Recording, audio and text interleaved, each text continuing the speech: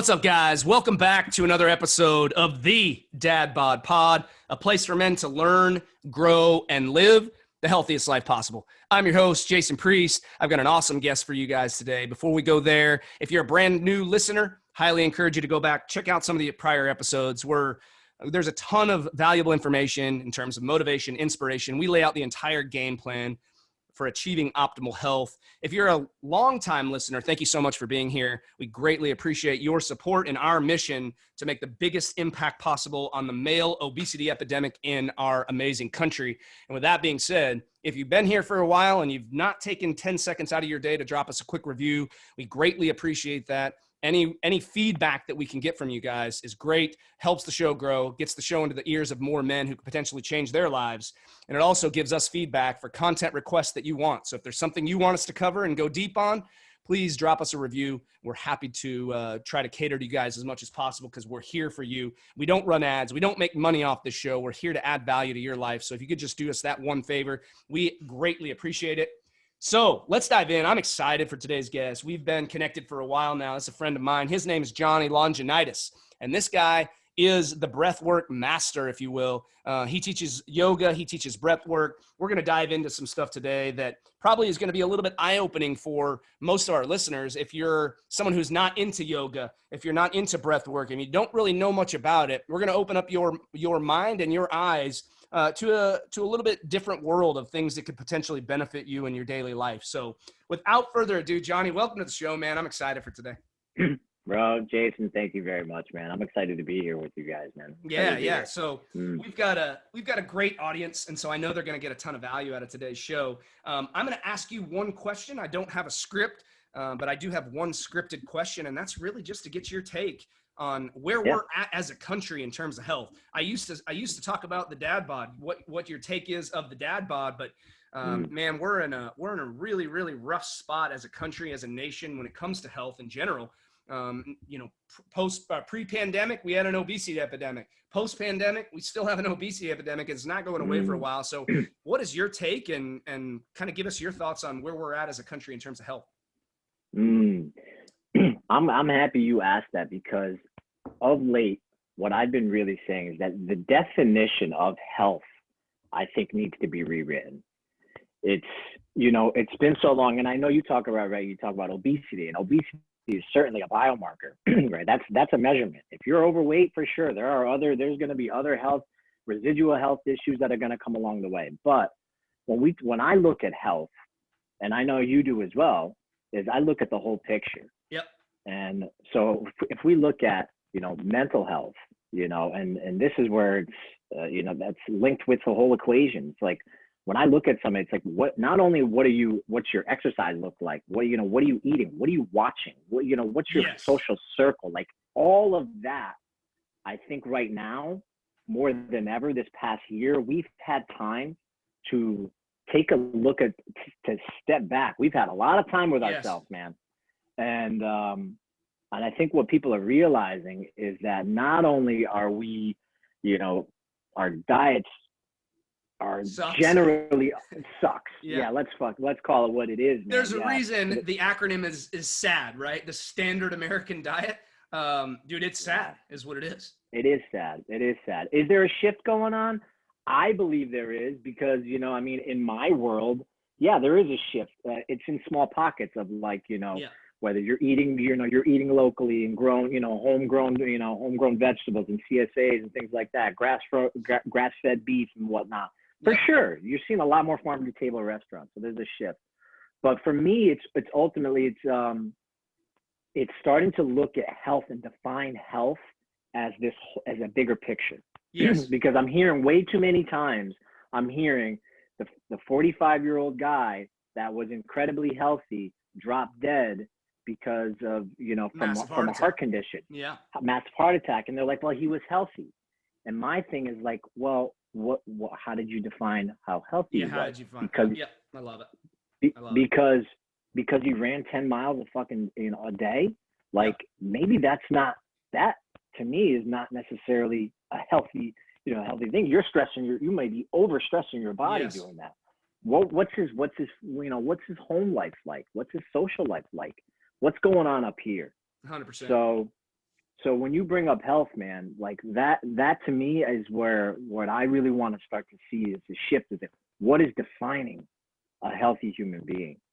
I love it. I love it. And I think you bring up some good points there, man. I know you bring up some good points because I think at the end of the day, if we really take it a layer deeper, right? And when you start talking about mental health, because we have mental health, we have physical health, we have spiritual health, there are a lot of aspects of health. And if we're talking root cause, and we're talking, we can talk about our sedentary lifestyles all day long. We can talk about the instant gratification society that we live in, or immediate gratification, when you can go to every corner has a fast food restaurant, right? So you got the soccer mom mentality where it's rushing kids to practice. Let's go buy McDonald's and get Happy Meals for everybody. And then you get this constant rat race going on. You can look at that and say, oh, well, that's the reason. But at the end of the day, when you start to gain weight, you start to feel like crap, you start to trend more towards the unhealthy.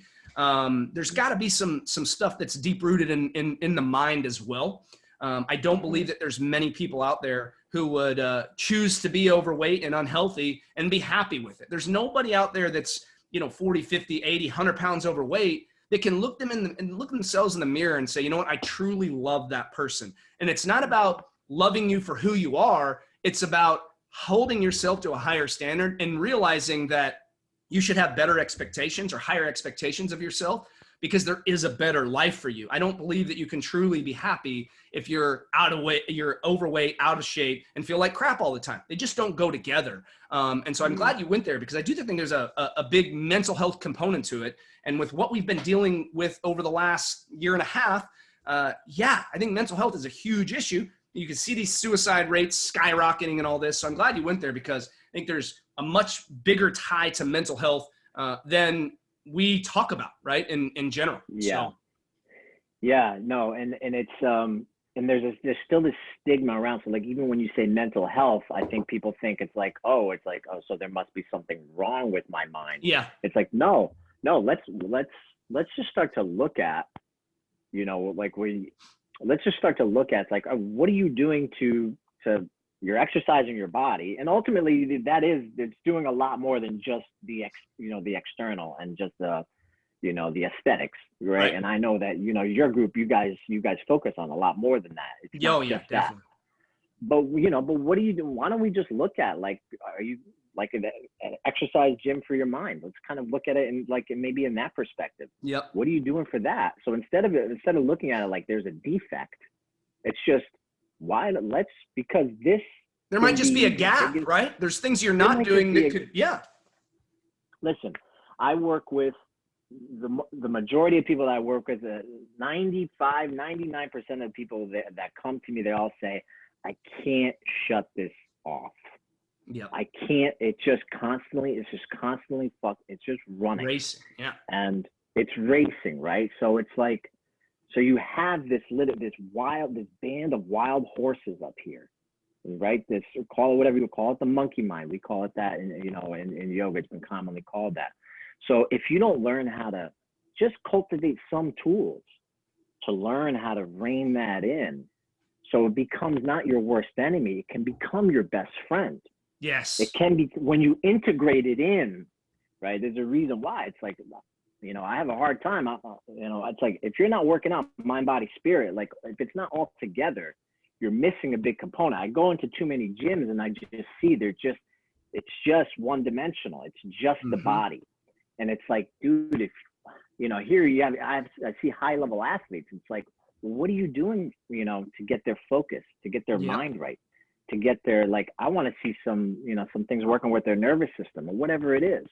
So it's just looking at it, stepping back, I think, and just starting to look at this thing at a bigger broader picture, man. Yeah. The bigger picture, man. It's been segmented for too long, and it's time for just the whole thing, man. Mind, body, spirit too. I'm not afraid to put that in there now, because, I think we're at a place right now. It's huge, man. Yeah. I think there's been a stigma with, wow, religious, you're dragging me into some kind of cult if you're in yoga. Oh yeah, come on, man. That.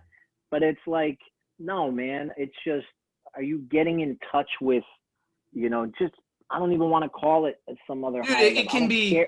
Here, I'll go there for a minute because it can be a bit of a uncomfortable or taboo conversation in the day and age that we're in, which is not the way that it should be, right? We've taken God out of schools, and whether you're a God believer or not, right? Like, we're not here to talk or pound the table for religion, but I think, I put out a post not long ago on Facebook talking about my religious beliefs because, dude, I'll just be transparent as hell. And I think most of our audience knows this if they've tuned into some of our episodes, but I went from being a full-blown atheist, dude. Like, I married a Catholic and agreed to raise my kids Catholic in the Catholic Church as a full-blown fucking atheist, dude. Like, that was who I was. I was not a believer. I had convinced myself that we were created by dust in the atmosphere, and that's who I was. And I am so grateful that I open my mind and my heart back up to God and a higher power. So call it whatever you want, whether it's the universe, whether it's your higher power. The reality is you don't have to be a religious person to have spiritual health as part of your life, right? Like, it's not about you believe in some God. It's about, that there's something more powerful than a human being, right? The reality is even as an atheist, agnostic, call it what you will, planet Earth is pretty damn amazing. You take it a step further to that, and you see that there's a moon and stars, and every one of those possible stars out there could be a sun to another solar system. Now you're thinking on a level where it's not just about the fucking human, dude. Like, there's something bigger out there, no matter what your beliefs are, right? Yeah, I love it, man. Yeah, 100%. And what I have found, and I'll get into, like, my practice, how I got into, like, yoga, and same thing, like, you know what I mean? That you would have never, people that knew me when I was in my early 20s, I'm 41 years old now, they would have been like, you're doing what, bro? Like, what the, what's going on? And, restaurant bar owner for 23 years. It's like, this is not the path that people would have seen me go. But what I have found and what I find is, like, it takes time, but if I can find a way to get people back in touch with their body, right? You find there's that disconnect. Like, there's steps to this, right? There's pillars to it. Get them back connected to their breath and body. I don't have to say much, but once they feel something, once they feel this connection, they start to understand, they start to feel like, wow, I feel something in my heart. Like, that's a scary fucking place. But I mean, like, as guys, like, like, when you're playing sports, if you're not playing with your heart, if you're not tapped into your heart, like, that's literally that's the passion, dude. That's the passion that you have to excel in anything. Yeah. So once I get people, and, like, I find, like, I can get people in touch with that within internal. We don't need to talk about what your beliefs are. That there's something there. It's like, I'm tapping into something else that's bigger than me. Yep. And then it just starts, like, there's something else where life was all out here.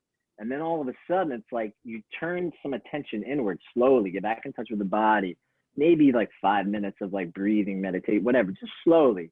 Yep. And then all of a sudden it's like, from getting in touch here, all of a sudden you realize, shit, there's something way bigger. Way more powerful than us. Yeah, whatever it is. Your universe, your God, whatever it is, right? And so I love that about your approach, because at the end of the day, there's a ton of people who can benefit from what you do that might not ever even believe in a higher power, but they know there's something more powerful than them, right? Like, we don't have to go down the religious rabbit hole and whatever anybody else's beliefs are out there, but, like, dinosaurs came from somewhere, dude. Like, no matter if you believe that we evolved, cool. Like, evolution, it looks to be true, right? Like, that's a pretty seemingly accurate model on some accounts. But, like, what about the dinosaurs? And what about other planets? And what about other shit? Like, we didn't just come from dust. And so there's got to be something more powerful. And so I'm glad we went there, because,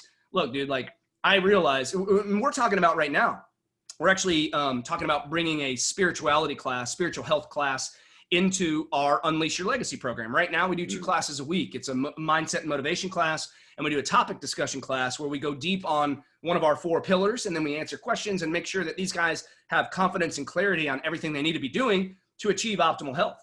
right? And so that's what we're all about. But now, in having this conversation with you, it's just confirming my decision to do this, is like adding in a layer of spiritual health, not necessarily about the Bible, not necessarily about a specific religion. It's not that. It's being in touch with mind, body, and spirit, right? Mind, body, and soul. And there's something there that can just make us a healthier being when you look at the big picture, like you said in the beginning of the show. Yeah, yeah. And I think dude, it's massive. It's important work, especially for men, because the stigma is slowly starting to it's starting to kind of fall, because I think people had to be pushed this past year. People had to be pushed to the brink of like my operating system of fucking, whether, it was just, drinking, sweeping things under the rug, and you're just going through life, kind of unconsciously. Yep. It caught up to everybody, because it was just like, that was just your daily thing. So finally people got pushed to the brink, and it's like, there has to be something more. There has to be something more. So now all of a sudden I have more guys than ever that are reaching out to me. And I always knew, I was like, the same people, stay the course, bro, because I'm just listening. Call it whatever I'm listening to. I was just on my own path, and I'm like, I don't know why I'm doing what I'm doing, but something keeps telling me to go to this yoga teacher training. All my friends thought I was crazy. And that was like 7 years ago, bro, when like, cool, It was even more of taboo. Like, what is this shit? Way Isn't that weird. for women, right? Yoga pants? Yeah. I'm like, what am I doing? I don't know, but I'm doing it. But I kept hearing something telling me, stay the course. The same ones that are making fun of you, the same ones that might kind of stray away from you, will be the first ones that are going to need buy your shit. To buy your shit. Yeah. And now it's coming full circle. Whatever, 6 years later, now all of a sudden they're all coming. They're like, all right, bro, I need you. What do you do? What are you doing? Because I need some help.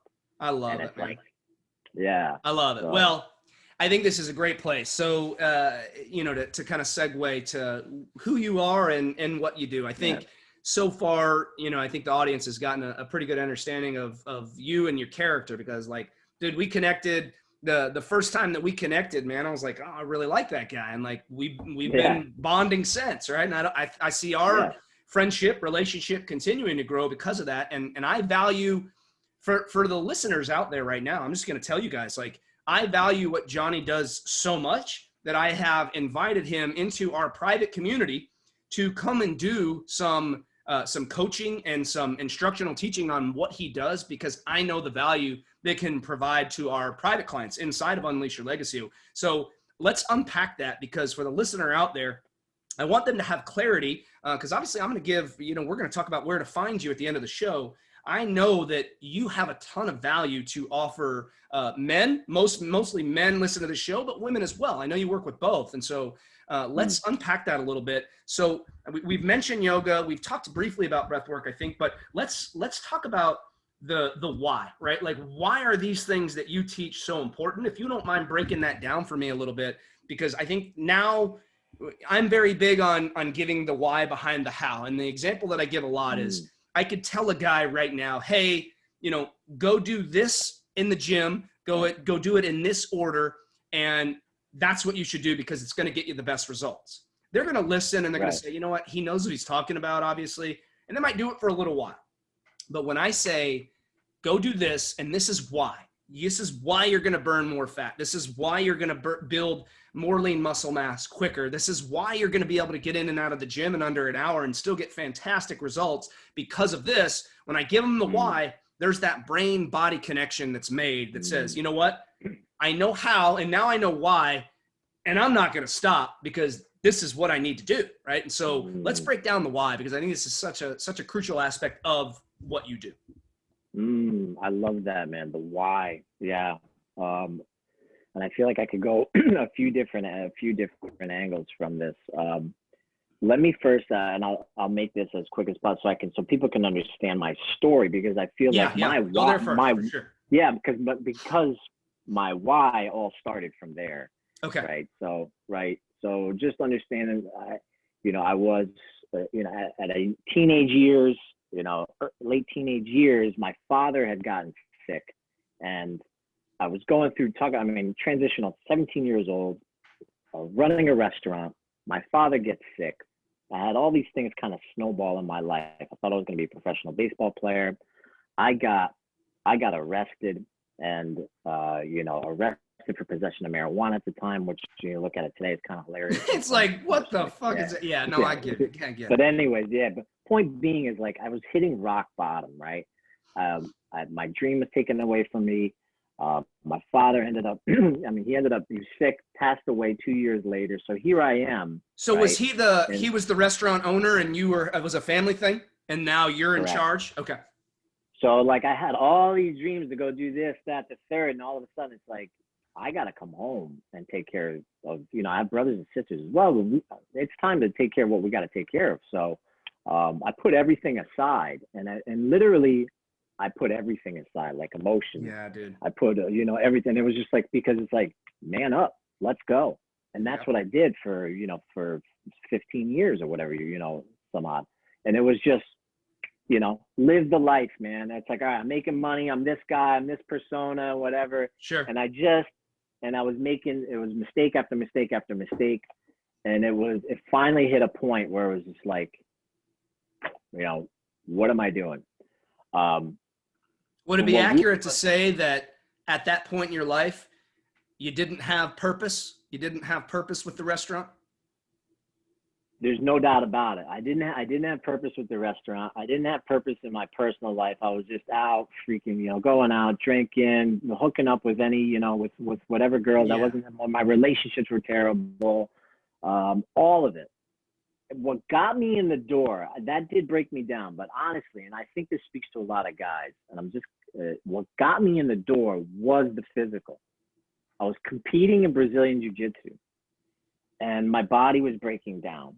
So even with all that, and I know something's breaking me down, inside, that wasn't enough still. Sure. So physically, I was breaking down. I was doing everything. I was partying, and I'm, CrossFit and competing in Jiu-Jitsu. I broke down. My buddy's like, try yoga. I'm like, finally I tried yoga. I go to my first class. Okay. 90-minute. This is my friend Jim Conlon, who's my mentor, one of my yoga mentor. It's his Black Diamond class, right? Like, this is for like the advanced people. You're the rookie in there. I love it. That's where you started. I started there. I walk in with sweatpants, and it's a hot yoga class, and I had no idea. Yeah.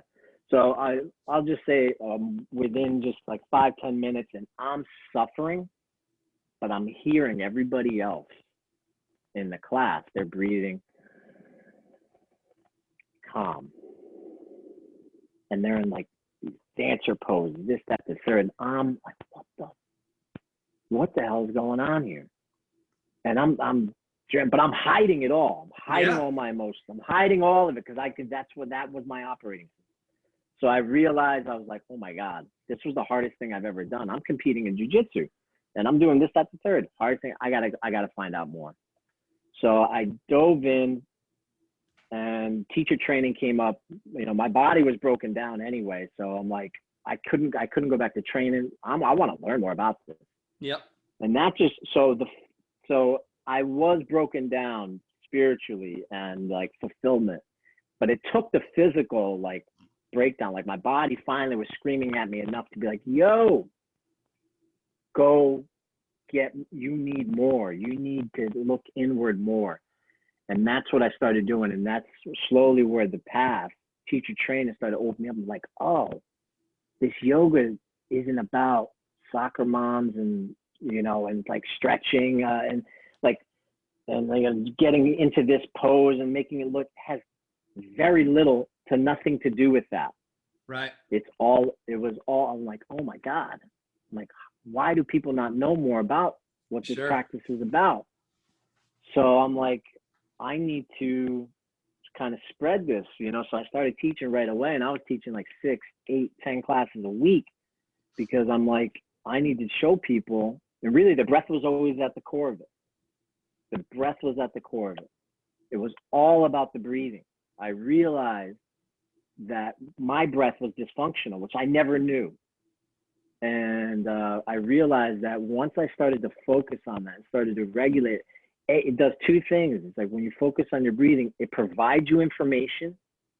So it's like if your breathing is shallow, it's short, it's erratic, it's providing you information into what state you're in, and and how you're reactive to situations. Because if your breathing is shallow and it's short, I promise you, and you have a low tolerance to CO2, we won't get into today, you're going to be reactive to stimulus. Because your breath is the first measurement. Forget about your heart rate, forget about your blood pressure. Those are late to the party. Your breath is instant. It's directly linked to your central nervous system. So if we can get back in touch with our body and breath, throw all your your measurement tools away, you got the number one tool right there. It's like, oh, I'm reactive in this situation, and you can go deeper. Like this could be leading to past experiences, whatever, this, that, the third. Sure. So, but if we can, so it's providing you information, and you can shift your state immediately by shifting just your breathing. So I love it, dude. I love it. And I want more. I want to learn more. So let me ask you this. I appreciate you sharing your story. I've got a pretty rocky past myself. We can get into that in another time. I've shared it on the show, but when you went to the arrest, I'm like, that sounds like me.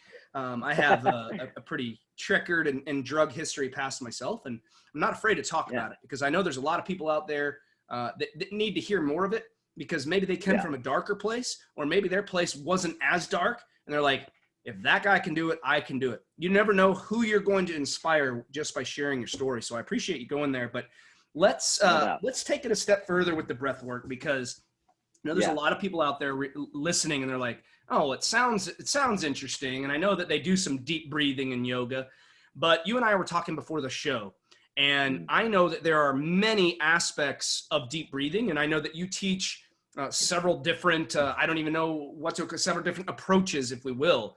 So if you can tell us a little bit of the science here on why it's so important. I know you said we don't have to go so into the CO2 piece, but like, why is this? I mean, you just kind of summarized the importance of why breath work is so important, but why, like, how can this immediately impact for somebody that's out there listening right now? Maybe they're overweight, they're out of shape, they're just feeling like crap. They don't even know where to start to navigate the world of health. How can you get somebody like that started with just some basic stuff? Like what advice can you give somebody who's listening right now who might be in a real dark place when it comes to breath work? Yeah. So there's so many different angles, and I tend to start, if there's no movement involved. Let's say you have something that's completely sedentary, and they just want to learn breath work. All right, how can I use my breathing to shift my state? I'm going to be like, well, the body is linked together, right? So if your body is stiff and you're stuck, and I could teach you all the breath work I want, but movement is incredibly important and like part of the first part of the equation. Like, get your body Well, and moving. I think that goes back to what we talked about at the beginning of the show. It's the whole picture here, right?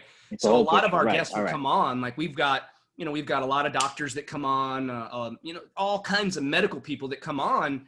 And what we always get to at the end of the day, it comes back to addressing the root cause. And so if the root cause of you being, out of shape and unhealthy is because of your sedentary lifestyle and your poor eating habits, well, we got to work on those too. But how can the breath work then? Like, say you start just taking some action. I know that there are so many aspects of health that if you have them all, like you and I, we're high performers because we have it all aligned with the man that we know we're capable of being, and also the man that we want to become. You and I are both very growth-minded, and we know that we're not anywhere near reaching our potential.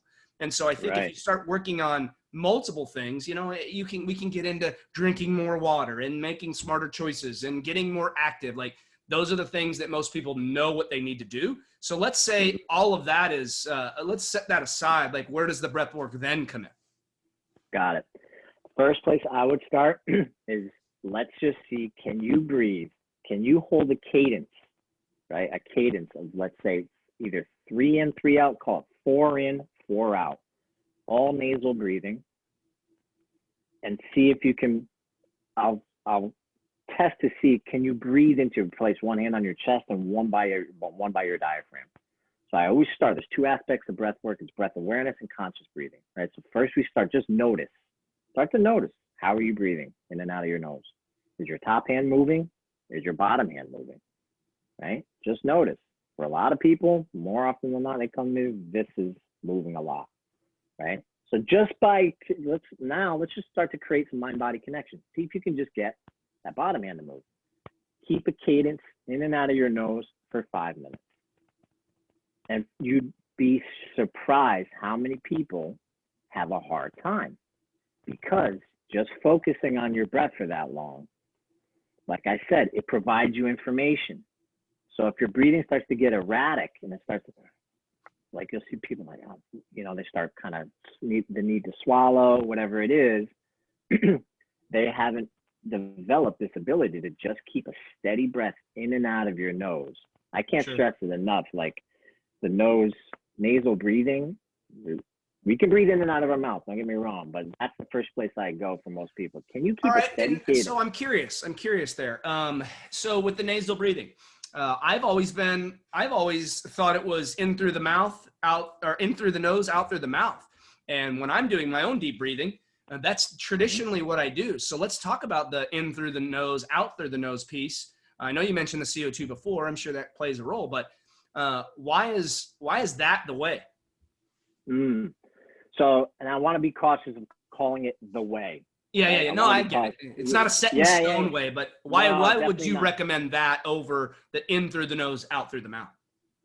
Well, so what I'm looking for is a few things. A, when you're keeping your breath in and out of your nose, it's a direct line to your diaphragm. Your diaphragmatic control is much more present and efficient, for one. Okay.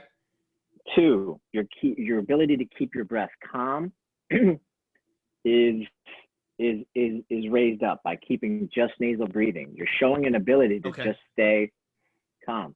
CO2 is a major factor here. It's a major factor, and I know we don't have time to get into all of it. By breathing out of your mouth, don't get me wrong, I do, for meditations, I'll use a continuous breath. I was like,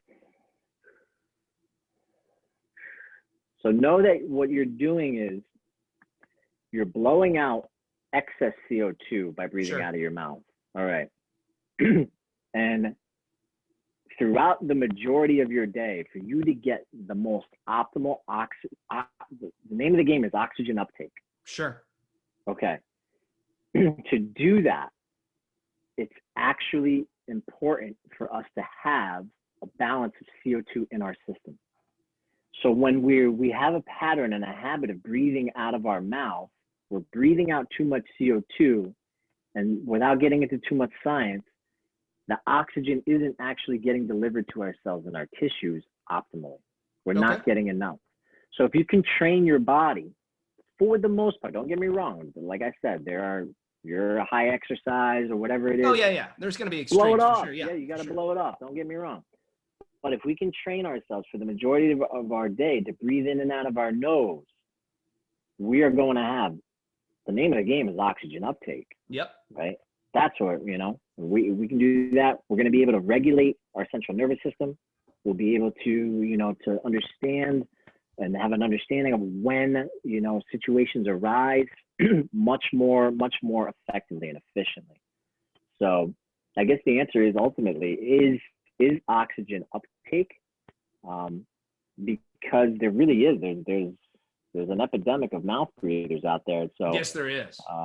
Yeah. And a lot of that has to do with the weight of our society, if we're being honest, right? Like when you're overweight and out of shape and you're not your best, it's hard not to be a mouth breather, right? Because that's the quickest way for you to recover after walking upstairs or tying your shoes, because you're going to be able to blow off that CO2 quicker. And so, we're going to have to do another show, because this is, I mean, I know we can't go too deep today, because we've already been going for a half hour, dude. And like, there's so much more to unpack. One, and we can go deeper on this during our part 2, because I want to touch on it briefly though, because one of the main reasons that we as a company incorporate our deep breathing and meditation and the things that we teach with our stress optimization model is stress management. And we didn't even go there today, which I know that the deep breathing piece has a massive impact on keeping cortisol levels low, or being able to at least reduce those levels when you have a high stress life.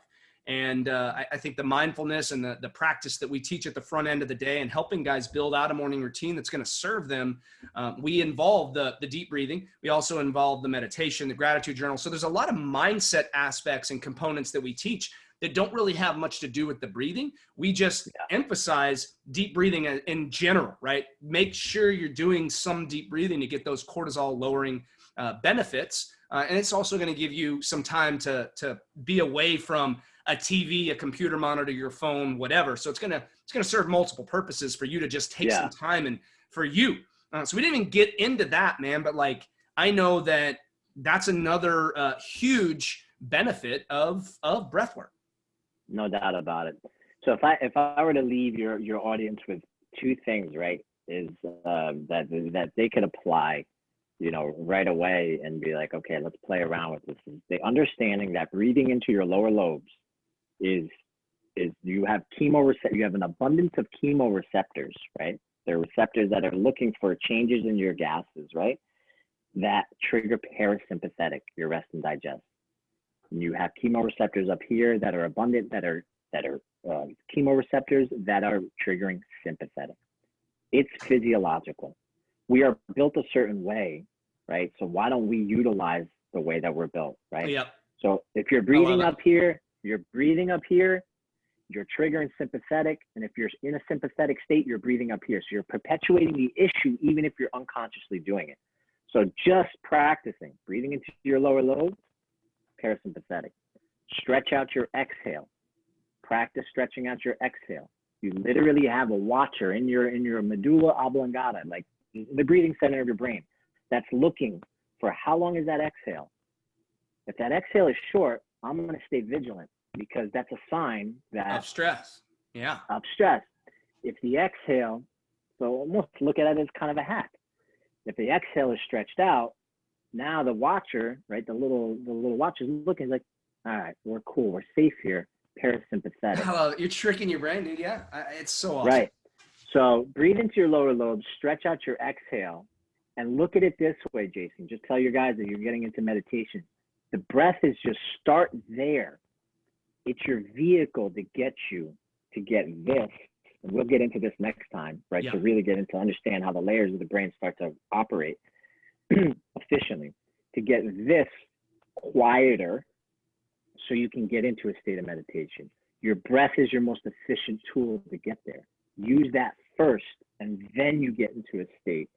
Hell yeah. It's like, all right. I love it, dude. I'm so glad we did this, man, and I'm excited for part 2. I know, like, we could go for hours on this shit, dude. Like, I eat it up because, and I'll tell you why I love it so much, because this is something that fascinates me, but it's never fascinated me enough for it to be my practice. And so I love when I have a connection with someone, because I want more of what they have to offer and to be able to share to our audience. It's just, there's so many people out there that can benefit from what you teach. And I'm pulling for you, dude. I hope you grow and just blow up. I'm going to, like I said, we're going to get you connected with our guys as well. You have a ton of value to offer to the world. Where can we find you? If anybody out there wants to connect with you, learn more about what you have to offer, and maybe even just follow you on social media so they can get more of Johnny, where do we find you? Yeah, I love it, man. I appreciate that. So right now, my Instagram handle is Johnny Longinidis. We'll get it all in the show notes. Yeah, you can definitely follow me there. John Longinidis on Facebook. My website is like this close to being done. Pranayama is the name of my studio. PranayamaCT.com. My online courses are all within a month. I was telling you before the show. I have a live course going on right now, Breathwork 101, and more courses, my evergreen courses, recorded course, they're all coming. So look out for that in the next month. You'll find it all on my Instagram handle. Yoga for Men group is kicking back up because just like, and then you've helped me so much. And I appreciate what you're doing, bro, because you're doing exactly I appreciate it. You're doing it on this bigger scale. It's like, oh man, look at, see what Jason's doing. And I'm over here taking notes because, I have a similar thing that I'm curating that is going to be, with yoga mental aspect and creating this container where guys can get in here and live an optimal life with like these type of principles. Yeah, so you're going to crush, dude. Yeah. Thanks, man. So all on the website. Well, I'm going to get it in the, excuse me, I'm going to get it all into the show notes. And hopefully round 2, all your shit will be live. And maybe we can do like a little discount code or something for our audience next time we do it. But I appreciate you coming on, dude. I'm excited for round 2.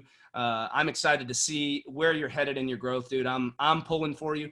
I know our relationship is only going to grow as well. So thanks so much for taking some time out of your day today, my man. And we'll do it again soon. I appreciate you, man. I appreciate you very much. More than you know, believe me. I appreciate you too. Yeah, have a great weekend, man. All right, dude. You too.